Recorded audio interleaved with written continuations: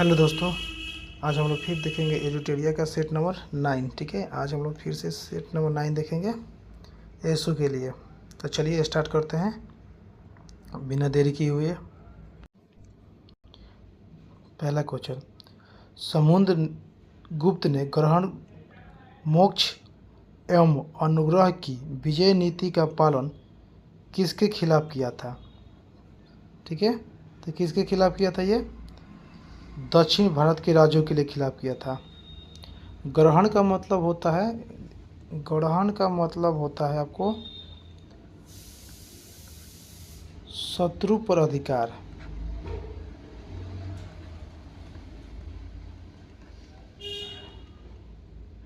अधिकार। मोक्ष का मतलब होता है मुक्त कर देना, मुक्त कर देना। और अनुग्रह का मतलब होता है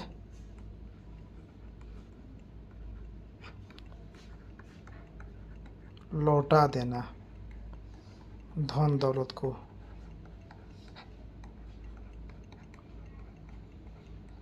ठीक है, तो ग्रहण, मोक्ष, अनुग्रह दक्षिण भारत के राजाओं के लिए इस्तेमाल किया गया था। प्राचीन भारत का नेपोलियन किसे कहा जाता है? तो समुद्रगुप्त को कहा जाता है। और प्रयाग प्रशस्ति जो है आपको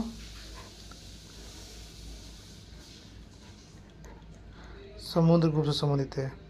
समुद्रगुप्त वीणा बजाने में माहिर था। ठीक है, ये तो ऑप्शन डी इसका सही आंसर है। मगध की प्रथम राजधानी कौन सी थी? तो मगध की प्रथम राजधानी थी गिरिब्रज, राजगीर थी। ठीक है, नेक्स्ट क्वेश्चन चलते हैं। दिल्ली सल्तनत में कृषि पर लगने वाले कर को क्या कहते थे? तो यह कहते थे खराज। ठीक है, जो कि 50% लगता था, 50% लगता था ये खराज। नेक्स्ट क्वेश्चन चलते हैं।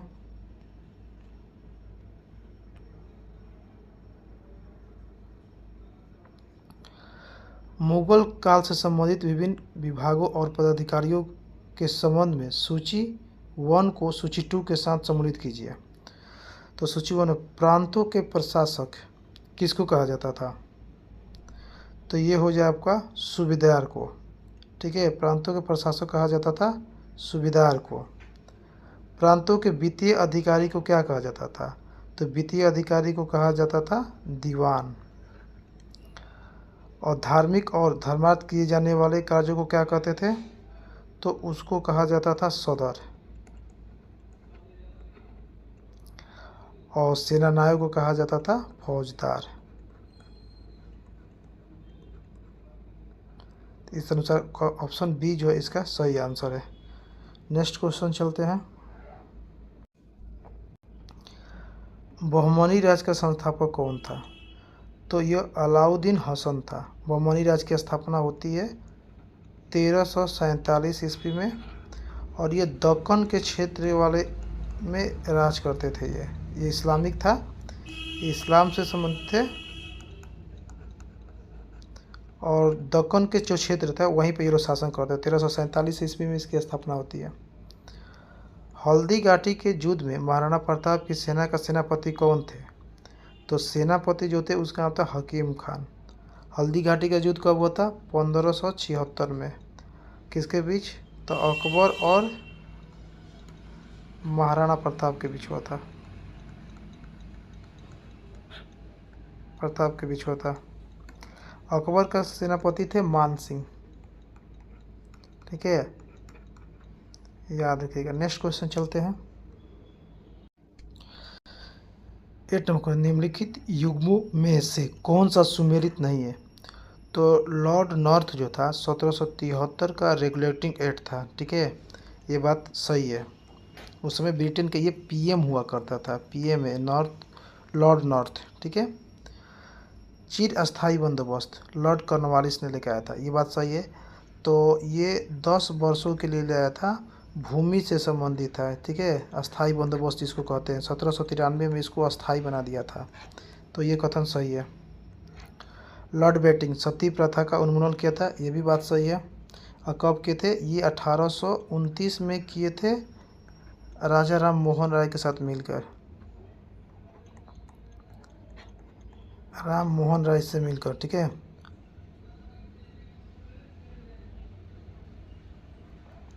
लॉर्ड कैनिंग भारतीय शिक्षा का कार्यविद किया था, नहीं, लॉर्ड कैनिंग नहीं किया था। 1854 में वुड डिस्पैच आया था, उसी समय ये किया गया था, ठीक है। तो इस समय कौन था? डलहौजी था, ठीक है। तो ऑप्शन डी जो है गलत आंसर है। गांधी इरविन समझौते में निम्नलिखित में से क्या सम्मिलित था या थे? तो पहला है, इसमें आपको बताया नीचे दिए गए कूट का प्रयोग, सही उत्तर चुनिए, इसको सही चुनना है आपको।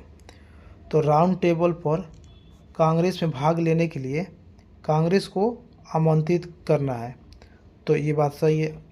ये गांधी इरविन समझौता 5 मार्च 1931 को हुआ था, पहले ये याद रखिएगा।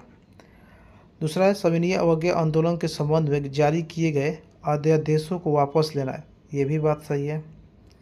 पुलिस की ज्यादतियों में जांच करने हेतु गांधी जी के सुझाव को स्वीकृति किया था, नहीं, ये स्वीकृति नहीं दी गई थी। 4 नंबर, केवल उन्हीं कैदियों की रिहाई जिन पर हिंसा का अभियोग नहीं था, उन्हीं को रिहाई की बात किया था, ये भी बात सही है। क्योंकि भगत सिंह, राजगुरु और इन सबको रिहाई नहीं किया, क्योंकि उन पर कैदियों पर हिंसा का आरोप लगा हुआ था, तो ये बात भी सही है। तो ऑप्शन 1, 2, 4 सही है, 3 जो है गलत है। अब देखो क्वेश्चन नंबर 10, निम्नलिखित युग्मों पर विचार कीजिए। तो स्थानीय स्वशासन के जनक लॉर्ड मिंटो को कहा जाता है, नहीं, बल्कि रिपन को कहा जाता है। यह स्थानीय स्वशासन का जनक रिपन को कहा जाता है, जो कि रिपन का कार्यकाल 1880 से 1884 के बीच में था। सांप्रदायिक निर्वाचन वर्ग के जनक कौन थे? लॉर्ड रिपन, नहीं, बल्कि यह लॉर्ड मिंटो थे, ठीक है, लॉर्ड मिंटो थे ये।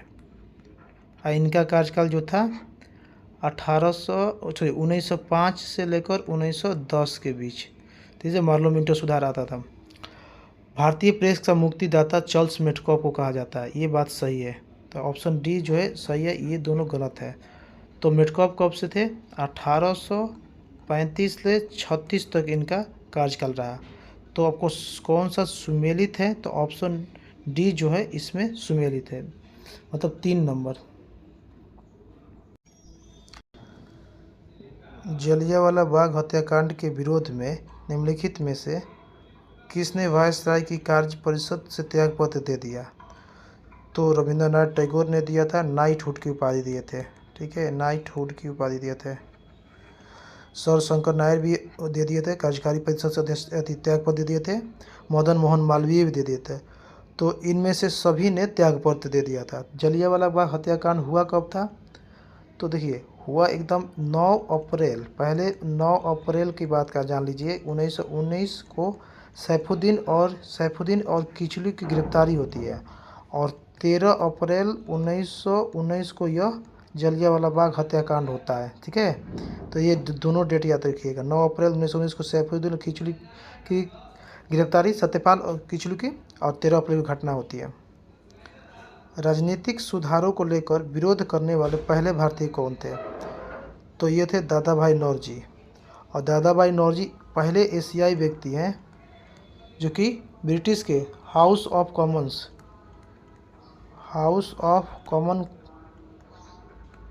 कॉमन का अध्यक्ष जो चुनने वाले या सदस्य चुने जाने वाले पहले व्यक्ति थे, वो भी एशिया के पहले व्यक्ति थे, ठीक है, ये याद रखिएगा। सुरक्षा प्रकोष्ठ यानी कि नीति निम्नलिखित में से किससे संबंधित है? तो ये संबंधित है वारेन हेस्टिंग से। नेक्स्ट क्वेश्चन चलते हैं।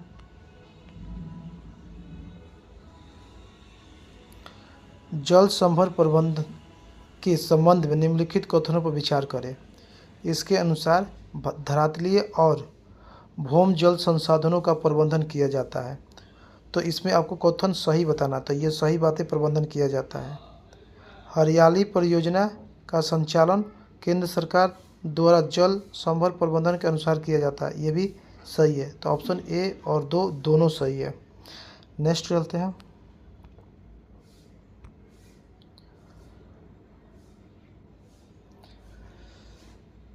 भारत में सूती वस्त्र उद्योग के विकास के लिए निम्नलिखित में से किन कारणों को प्रमुख माना जाता है। तो आपको कथन सही बताना है इसको। तो भारत एक उष्णकटिबंधीय जलवायु में स्थित है, ये बात सही है। वस्त्र उद्योग के लिए कुशल श्रमिकों की उपलब्धता, ठीक है, ये भी बात सही है। और लोगों को पारंपरिक रूप से उद्योग में संलग्न होना, ये भी बात सही है। कपास उत्पादन की प्रतिकूल परिस्थितियाँ, नहीं, जब यहाँ बोलिए दिया कि उष्णकटिबंधीय जलवायु है तो यहाँ प्रतिकूल परिस्थितियाँ कैसे हो सकता है, तो ये गलत है। तो ऑप्शन 1, 2, 3 जो है सही है। नेक्स्ट क्वेश्चन चलते हैं।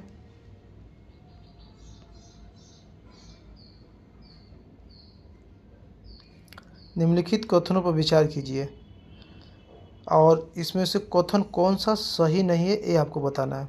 शुक्र ग्रह का सूर्य के चारों ओर परिक्रमा काल मंगल के परिक्रमा काल से अधिक होता है। तो आपको नहीं, ये अधिक नहीं होता है, बल्कि शुक्र का जो होता है 255 दिन, शुक्र 255 दिन में लेता है और मंगल ग्रह जो लेता है 687 दिन लेता है। मंगल और बृहस्पति ग्रहों के बीच शुद्ध ग्रह की पट्टी पाई जाती है। तो बिल्कुल बात ये सही है कि मंगल ग्रह और बृहस्पति ग्रह के बीच शुद्ध ग्रह की पट्टी पाई जाती है। बुध, शुक्र तथा शनि का ग्रह अधिक घनत्व वाले होते हैं, ग्रह वाले ग्रह नहीं। शनि का घनत्व जो होता है 0.69 के आसपास है, बाकी इन लोगों का शुक्र और बुध का घनत्व जो होता है पॉइंट समथिंग के आसपास है। तो ये भी कथन गलत है। तो आपको कौन कथन गलत है, तो 1 और 3 जो है गलत है। धरातल पर उत्पन्न विभिन्न प्रकार के भूकंप तथा उनके उत्पन्न होने के कारण से संबंधित दिए गए युग्मों पर विचार कीजिए। विवर्तनिक भूकंप, भ्रष्टल के किनारे चट्टानों का खिसकना, तो ये बात सही है। आपको सही कथन बताना है। सुमेलित, ये बात सही है। विस्फोटक भूकंप खनन क्षेत्र में अधिक खनन होता है, नहीं, ये बात गलत है। निर्यात भूकंप परमाणु और रासायनिक विस्फोट होते हैं, नहीं, ये भी बात गलत है। तो ऑप्शन ए जो है सही आंसर इसका। निम्नलिखित में से आग्नेय चट्टान के संबंध में कौन सा कथन असत्य है। तो असत्य है, इसमें बोला कि आग्नेय चट्टान में जीवाश्म पाए जाते हैं, ये बात गलत है, ये नहीं होता। इसमें क्या पाए जाते हैं, तो लोहा पाया जाता है और काली मिट्टी का निर्माण होता है। और ये बनते कैसे हैं, तो लावा से, लावा का मैग्मा से बनते हैं ये, ठीक है, मैग्मा से बनते हैं। तो ये बात गलत है। ये ट्रांस हिमालय की भौतिक संरचनाओं को पूर्व से पश्चिम दिशा को क्रम बताइए। इस तरीके से सवाल बहुत पूछता है बीपीएससी के एग्जामों में और प्लस में एएसओ सबसे से। तो पूर्व से पश्चिम पहले चलते हैं जास्कर, ठीक है, फिर इसके बाद चलते हैं गिलगित, इसके बाद फिर चलते हैं पीर पंचाल और इसके बाद चलते हैं बुलर झील। तो ऑप्शन डी इसका सही आंसर है। नेक्स्ट क्वेश्चन चलते हैं। टम्बोलो किस प्रकार की भूमि है। टम्बोलो कैसी भूमि है, तो तटीय भू आकृति की भूमि है। कैसी भूमि है आपको, तटीय भू आकृति है ये टम्बोलो। नेक्स्ट क्वेश्चन, कौन सा संवैधानिक संशोधन अधिनियम आर्थिक रूप से कमजोर वर्ग के लिए 10% आरक्षण की बात किया है। तो यह बात किया था 103 संविधान संशोधन, 103 संवैधानिक संशोधन जो था वो ईडब्ल्यूएस से संबंधित था, ठीक है। इसका एक आयोग था सिन्हो आयोग, सिन्हो आयोग जो था ईडब्ल्यूएस से संबंधित था, ठीक है। और इसमें 101वां संविधान संशोधन किससे था? जीएसटी से संबंधित था। और 102वां संविधान संशोधन अनुसूचित जनजाति और जनजाति के आयोग से संबंधित 338 के बी ये आर्टिकल जो है उससे संबंधित था। चलते हैं नेक्स्ट क्वेश्चन। संविधान के अनुच्छेद 350 बी का उल्लेख है भाषाई अल्पसंख्यकों के लिए विशेष अधिकारी। ठीक है, नेक्स्ट क्वेश्चन। लोकपाल और लोकायुक्त की शब्द किसके द्वारा गढ़ा गया था? तो लोकपाल और लोकायुक्त शब्द जो है एल.एम. सिंघवी समिति के द्वारा गढ़ा गया था ये। ठीक है, इसका जो तो कब गढ़ा गया था ये? 1966 में गढ़ा गया था। और लोकपाल और लोकायुक्त अधिनियम पूछेगा ना तो आपको ध्यान रखना होगा 2013 अधिनियम पूछेगा तो 2013 याद रखिएगा ये। चलते हैं नेक्स्ट क्वेश्चन। भारतीय संविधान का कौन सा अनुच्छेद राज्य और केंद्र सरकार के बीच शक्तियों और जिम्मेदारियों का वितरण प्रदान करता है? तो शक्तियों और जिम्मेदारियों का वितरण प्रदान करता है आर्टिकल 246। किस राज्य में पंचायत व्यवस्था नहीं है? तो आप इनमें से सभी, यानी कि नागालैंड में नहीं है, मिजोरम में नहीं है और मेघालय में पंचायत व्यवस्था नहीं है। यहाँ पर परिसीमन से होता है ये। ठीक है, नेक्स्ट क्वेश्चन चलते हैं। किस राज्य में पहला लोकायुक्त स्थापित हुआ था? तो स्थापित हुआ था 1971 में महाराष्ट्र में। लेकिन सबसे पहला पारित किसने किया था? तो पारित करने में पहला था उड़ीसा। ठीक है, उड़ीसा पहला पारित कर दिया था 1970 में। लेकिन लागू कब किया था आपको? 1983 में। और बिहार कब लागू किया था लोकायुक्त? तो 1974 में बिहार किया था। ठीक है, 1974 में। 27 नंबर देखते हैं। किस वर्ष राष्ट्रीय विस्तार सेवा का शुरुआत किया गया था या प्रारंभ किया गया था? तो 1953 में किया गया था। नेक्स्ट क्वेश्चन चलते हैं। भारत के संविधान का कौन सा अनुच्छेद भारतीय निर्वाचन आयोग की स्थापना से संबंधित है? तो आर्टिकल 324 संबंधित है। Next question. निम्नलिखित में कौन सा उपागम प्रोफेसर अमर्त्य सेन से संबंधित है? तो यह है सक्षमता उपागम जो है संबंधित है। इनको 1998 में नोबेल पुरस्कार मिला था। ठीक है, और किस क्षेत्र में मिला था उनको? क्षेत्र था आपका कल्याणकारी अर्थ इकोनॉमिक्स में मिला था, कल्याणकारी में मिला था ये। नेक्स्ट क्वेश्चन चलते हैं भाई। नरसिम्हम समिति 1 और 2 निम्नलिखित में से किससे संबंधित है? तो यह संबंधित है बैंकिंग क्षेत्र से संबंधित है। नेक्स्ट क्वेश्चन चलते हैं।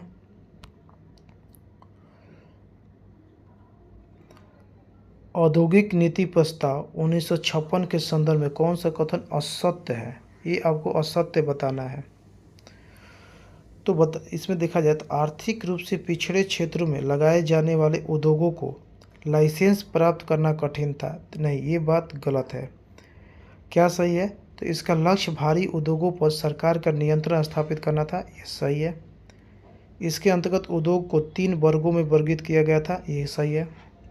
इसके अंतर्गत नए उद्योगों को अनुमति तथा उस समय तक नहीं दी जाती थी जब तक वो सरकार का लाइसेंस प्राप्त नहीं कर लेता। ये भी बात सही है। तो ऑप्शन डी इसका गलत आंसर है।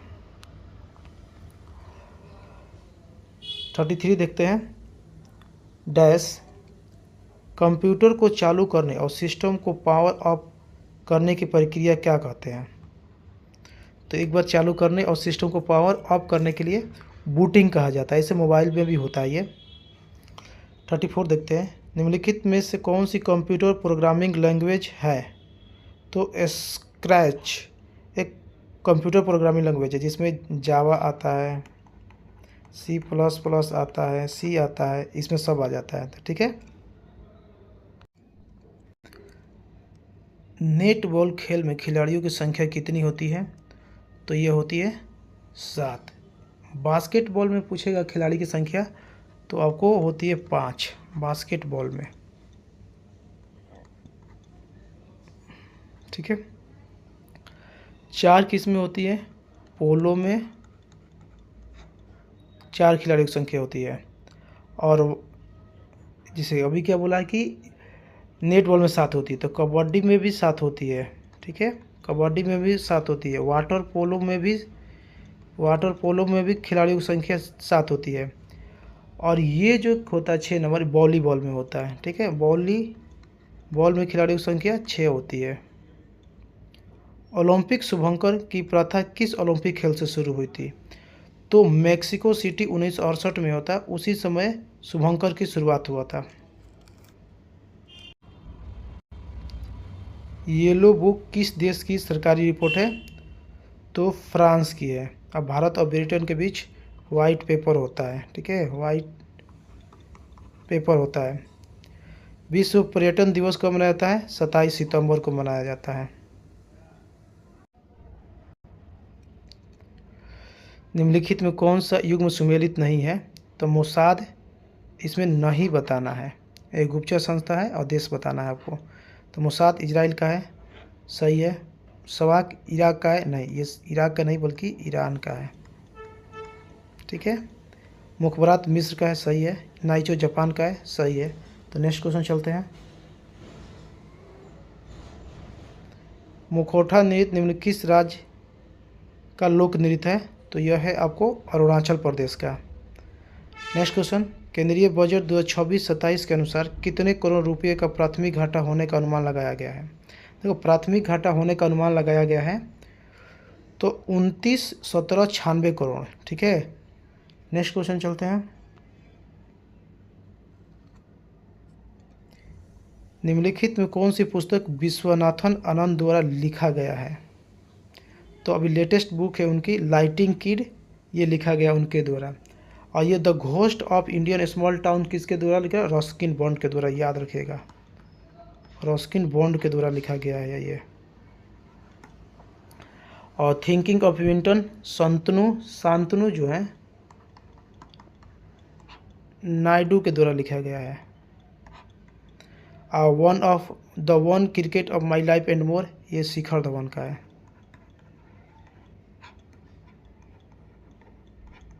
नेक्स्ट क्वेश्चन चलते हैं। अंतर्राष्ट्रीय क्रिकेट परिषद के पुरुषों को अंडर 19 क्रिकेट विश्व कप के 16वें संस्करण विजेता कौन सी टीम रही?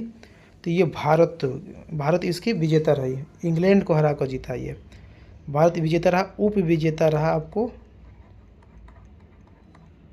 विजेता रहा इंग्लैंड। भारत ये 6ठी बार जीता है ये। नेक्स्ट क्वेश्चन चलते हैं। निपाह वायरस के संबंध में कौन सा कथन सत्य है? तो देखा जाए निपाह एक जीनोटिक वायरस है, ये कथन सत्य है। यह पहले जानवरों से इंसान में फैलती है, फिर इंसान से इंसान में फैलती है, ये भी कथन सही है। यह मुख्य रूप से चमगादड़ और सूअरों के संपर्क में आने से फैलती है, ये भी बात सही है। तो ऑप्शन डी इसका सही आंसर है। नेक्स्ट क्वेश्चन, बोधन एआई निम्नलिखित में से कहाँ लॉन्च किया गया? तो बोधन एआई आपको आईआईटी मद्रास में लॉन्च किया गया है। भारत का पहला फ्लोटिंग घाट निम्नलिखित में से कहाँ बनेगा? तो यह अयोध्या में बनेगा। नेक्स्ट क्वेश्चन,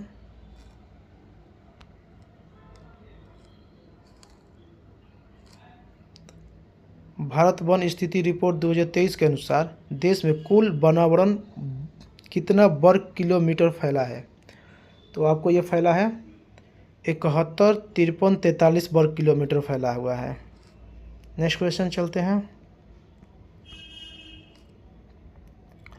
इसरो का आगामी मिशन शुक्रयान-1 मुख्य उद्देश्य निम्नलिखित में से कौन सा है? कि आपको बताना है कि शुक्रयान का मुख्य उद्देश्य क्या है। तो शुक्र के वायुमंडल का अध्ययन करने के लिए शुक्रयान-1 लॉन्च करने का है। ये 2028 में लॉन्च होने की संभावना है। और बोला गया है कि यूनिफॉर्म सिविल कोड लागू करने वाला दूसरा राज्य निम्नलिखित में से कौन है। तो पहला तो हो गया आपको उत्तराखंड और दूसरा हो गया गुजरात। ठीक है, तो ऑप्शन बी इसका सही आंसर है।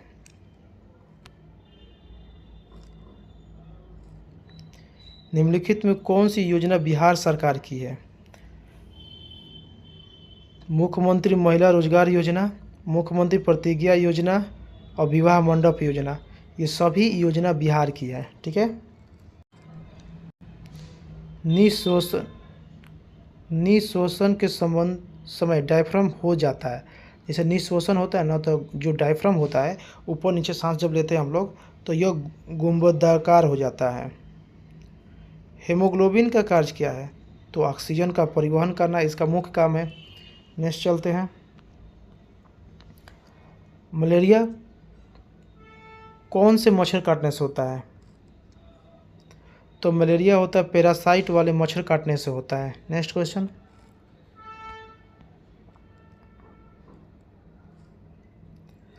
आपको बताना है कि पादप जगत के प्रथम प्रभाग थैलोफाइटा या शैवाल के संदर्भ में कौन सा कथन सही नहीं है, ये बताना है। तो थैलोफाइटा ये पूर्णतः जलीय और अविभेदित पादप होते हैं, ये कथन सही है। ये पादप वर्णकों की उपस्थिति के आधार पर लाल और पीले रंग के और हरे रंग आदि के होते हैं, ये भी कथन सही है। ये यूलोथ्रिकस, कैलेडोफोरा, अल्वा, रिक्सिया आदि कुछ प्रमुख शैवालों के नाम है। नहीं, ये कथन गलत है। तो ऑप्शन गलत पूछा गया है ना, कौन सा कथन सही नहीं है, तो केवल 3 जो है सही नहीं है। नेक्स्ट क्वेश्चन चलते हैं।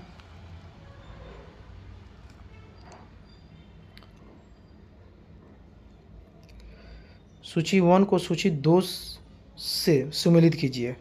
अच्छा, प्रमस्तिष्क क्या करता है आपको। तो आपको स्मरण और तर्क का केंद्र होता है प्रमस्तिष्क। इसका ए जो है सही आंसर है। हाइपोथैलेमस क्या करता है। तो हाइपोथैलेमस तापमान को नियंत्रित करता है। ठीक है, ये तापमान को, बॉडी के टेम्परेचर को। मेडुला ऑब्लिगेंटा क्या करता है। तो श्वसन और हृदय स्पंदन की दर को मेडुला ऑब्लिगेंटा नियंत्रित करता है। अनुमस्तिष्क क्या करता है। तो अनुमस्तिष्क जो होता है पेशीय संतुलन को नियंत्रित करता है ये। ठीक है, तो ऑप्शन कौन सा सही होगा इसका, डी इसका सही उत्तर है। नेक्स्ट क्वेश्चन चलते हैं।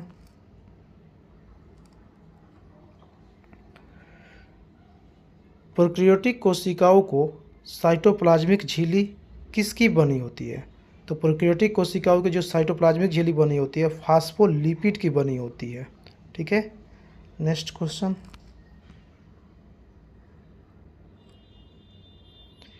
किस जगत में ऐसे जीव शामिल है जो स्वपोषी और बहुपोषी दोनों होते हैं। तो यह है पादप जगत में। 59 में निम्नलिखित में कौन सा असत्य फल का उदाहरण है। तो स्ट्रॉबेरी जो है आपको असत्य फल का उदाहरण है।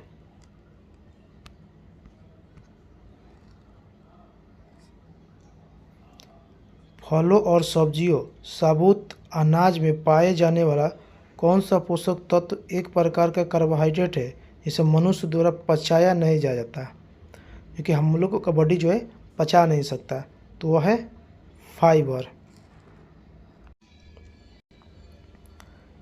एक बस सीधे रास्ते पर चल रही है और अचानक दाईं ओर एक तेज मोड़ आता है, तो बस में बैठे यात्री किस ओर झुकेंगे। तो दाईं ओर एक मोड़ आता है तो हम लोग किधर घूमेंगे, बाईं ओर की ओर झुकेंगे। ठीक है। 63 देखो, जब प्रकाश एक माध्यम से दूसरे माध्यम जाता है तो निम्न में से कौन सी या कौन सा नहीं बदलता है।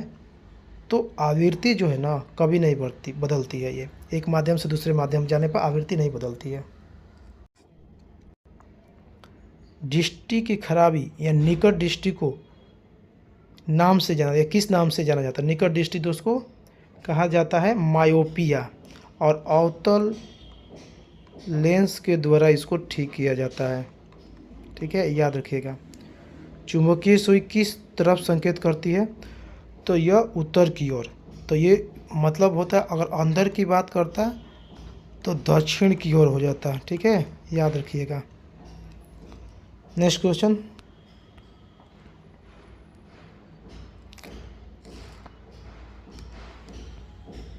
एक सुचालक को दूसरे चार्ज किए गए सुचालक के पास लाकर बिना संपर्क बनाए चार्ज करने की प्रक्रिया क्या कहलाती है? तो यह बिना संपर्क बनाए यह कहलाती है आपको प्रेरण। ठीक है। नेक्स्ट क्वेश्चन, 100 डेसिबल शोर का प्रबलता स्वर संगत होता है एक मशीन शॉप से आने वाले शोरगुल से। ठीक है, ऑप्शन डी इसका सही आंसर है। निम्नलिखित कथन में कौन सा कथन गलत है? तो आपको गलत बताना है। तो तत्व के परमाणुओं की द्रव्यमान संख्या भिन्न भिन्न हो सकती है, बिल्कुल सही है। सभी तत्व के परमाणु में न्यूट्रॉन की संख्या हमेशा समान होती है, नहीं, ये बात गलत है। ये सी देखते हैं, सभी तत्व के परमाणु में प्रोटॉन की संख्या समान होती है, ये भी सही है। तो ऑप्शन बी जो है इसका गलत आंसर है। निम्नलिखित में से किस अधातु में धातुई चमक पाई जाती है? अधातु है लेकिन उसमें धातु वाली चमक पाई जाती है, तो वह है आयोडीन। समान शरीर में सर्वाधिक पाए जाने वाला तत्व बताना निम्नलिखित में से कौन है? तो यह है ऑक्सीजन। स्थिर आयतन पर किसी निश्चित मात्रा वाली गैस का दाब उसके परम ताप के समानुपाती होता है और यह नियम किससे संबंधित है? तो यह है गे-लुसा का नियम। निश्चित मात्रा वाली गैस का दाब उसके परम ताप के समानुपाती होता है, गे-लुसा का नियम। निम्नलिखित में कौन सा कथन सही सुमेलित नहीं है? तो देखते हैं, शून्य समूह में रखे गए तत्व निष्क्रिय तत्व जाने जाते हैं, ये बात सही है। सबसे भारी धातु ओसियम है, ये भी बात सही है। सबसे हल्की धातु सोडियम है, नहीं। लिथियम सबसे हल्की धातु होती है, लिथियम, तो ये इसका गलत है। ये तो ऑप्शन सी इसका सही आंसर है। निम्नलिखित में से कौन सा पोषक तत्व आमतौर पर पशु खाद्य में पाया जाता है और इसका उपयोग प्राकृतिक उर्वरक के रूप में किया जाता है? तो यह है नाइट्रोजन। नेक्स्ट क्वेश्चन चलते हैं।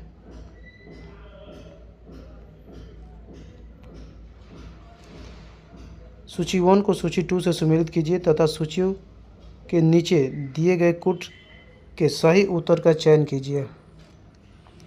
सूची 1 पदार्थ और सूची 2 आपका तत्व है। हीरा क्या है?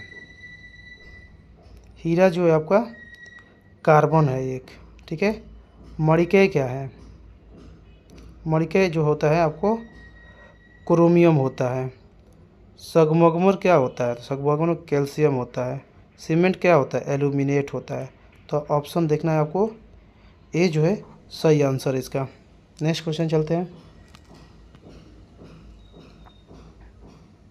लास्ट क्वेश्चन देखते हैं। निम्नलिखित में से किस एल्युमिनियम लवण का इस्तेमाल रक्त के स्त्राव को रोकने के लिए किया जाता है? तो फिटकिरी देखते होंगे, पोटास फिटकिरी जो है रक्त स्त्रावन को रोकने के लिए किया जाता है। वीडियो अच्छी लगी तो दोस्तों लाइक और शेयर करना ना भूलिए और सब्सक्राइब करना ना भूलिए। मिलते हैं कल नेक्स्ट वीडियो के साथ, फिर से 75 क्वेश्चन के साथ। Thank you.